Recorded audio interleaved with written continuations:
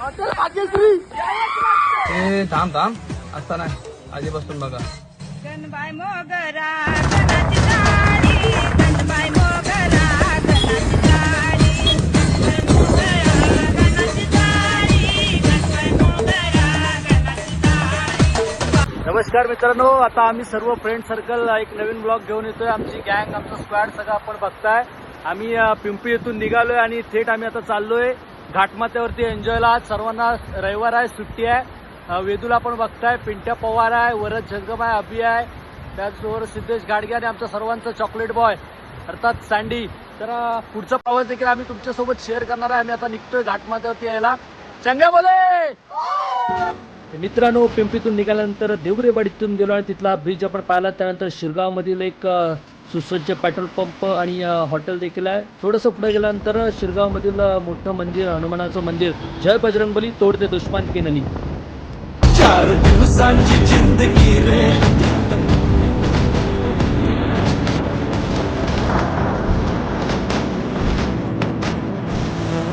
दृश्य आहे आपल्याला पाहायला मिळते कुंभारली घाट, ज्या ठिकाणी आपल्याला जायचं आहे आणि त्याची सुरुवात मात्र आता झालेली आहे.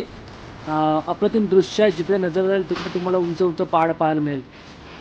आता आपण पाहायला गेलं तर आपण घाटमाथ्याच्या बरोबर पायथ्याशी आहोत, जिथून आपल्याला घाटमाथा म्हणजे घाटाचा रस्ता चालू होणार आहे.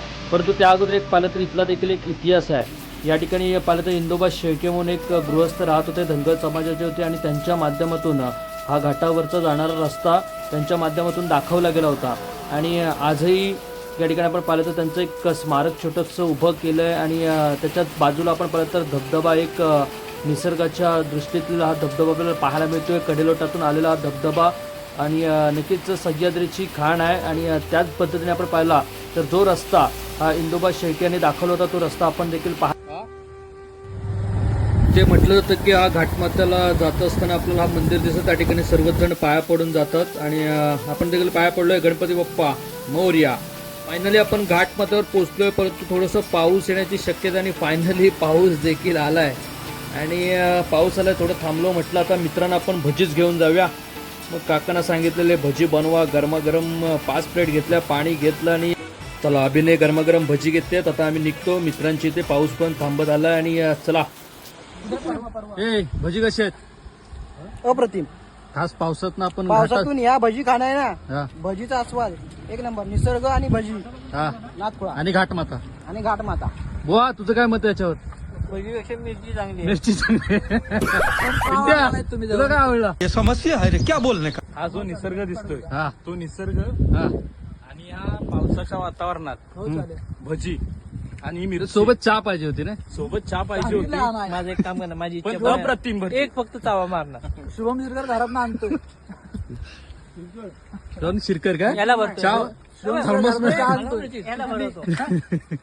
थर्मस मधनं चहा आणते का? अक्क घेऊन गेला तेव्हा दाखव त्याला. देवा उठाले रे बाबा. म्हणजे भूक लागली, 5-6 दिवस जेवला नाही. भाकरीसाठी भानगडी भाई. डब्यात भाकरी पण होती, संपली वाटतं. ए किती घेतलं भाकऱ्या? भाकरी मी एक घेतली पण ती संपली आणि त्याच्यावरती 2 भजी एक्स्ट्रा घेतोय. चौथच घेतला. प्रामाणिक माणूस. अन्नाला सांगणार. अन्न सांगणार. आणि ही भजी आहे ना, भजी नाथखोळा, मी त्याचा आस्वाद घेतो आणि तुम्हाला काय ती टेस्ट सांगतो. खास आपण रत्नागिरी जिल्ह्यात आहे, पण अभि बोलला भावांसाठी भजी आपण आणायची सातारा राजधानीतनं. आम्ही साताराच्या राजधानीच्या टोकावरनं भजी घेऊन आलो. नाथखोळा पण तुमची मेहनत आहे एक नंबर. त्यावर भजी पण चांगली आहे. एक नंबर. उद्या कर्ज काढेल भजीसाठी, उद्या कर्ज काढणार. वाव. त्यांच्या ट्रॅव्हलिंगचा खर्च.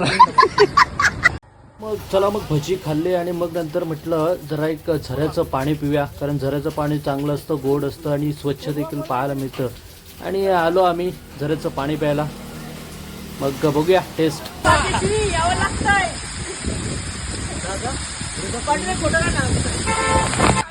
हॉटेल भाग्यश्री.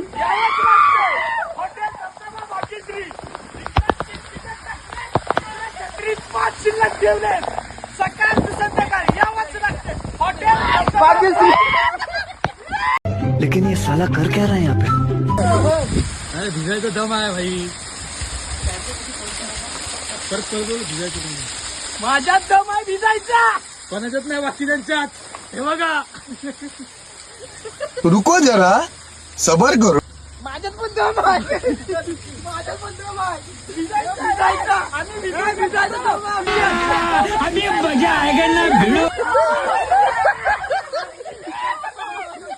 तर आमची मौज मस्ती झाल्यानंतर एक सुंदर दृश्य घाटमाथ्याचं पाहिल्यानंतर आम्ही परतीच्या रस्त्याने निघालो. तुम्हाला ब्लॉग कसा वाटला नक्कीच आमच्यापर्यंत पोचवा कमेंट बॉक्समध्ये. तो तुम्ही देखील या आनंद घ्या पर्यटनाचा आणि बरेचसे पर्यटक या ठिकाणी आस्वाद घ्यायला येतात. Tata bye bye.